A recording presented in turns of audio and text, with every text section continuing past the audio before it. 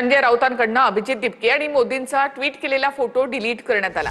अमेरिकेमध्ये कोण कोणास भेटले अशा कॅप्शनसह राऊतांनी ट्विट केलं होतं, तर तो फोटो एआय जनरेटेड असेल।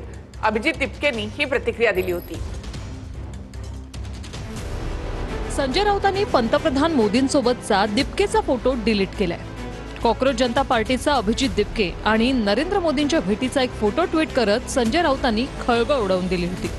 अमेरिकेत अभिजित दिपके आणि मोदींच्या भेटीचा फोटो एका व्यक्तीने पाठवल्याचा दावा राऊतांनी केला होता।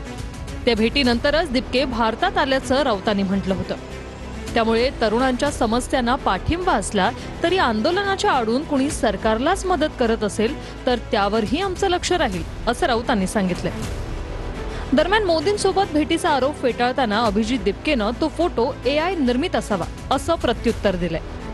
तरुणांना आम्ही पाठिंबा दिला। तरुणांचा जे प्रश्न आहे ते रस्त्यावरती जर उतरले असतील तर सरकारने त्यांचं ऐकायला हवं ही आमची भूमिका आहे।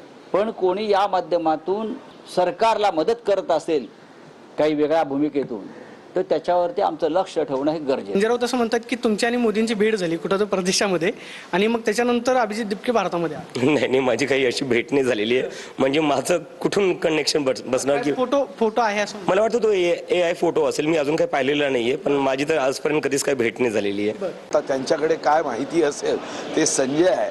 महाभारताच्या संजयला घरी बसून महायुद्ध दिसत होतं, यांना अमेरिकेचा भाग दिसत असेल तर मला माहिती नाही। शेवटी नाव संजय असण्याचा फायदा होऊ शकतो। कॉक्रोच जनता पार्टीला सोशल मीडियात भरभरून प्रतिसादही मिळतोय। दुसरीकडे आंदोलनातून एकट्या धर्मेंद्र प्रधानांच्याच राजीनाम्याची मागणी का होते याबद्दलही प्रश्न विचारले जात आहेत।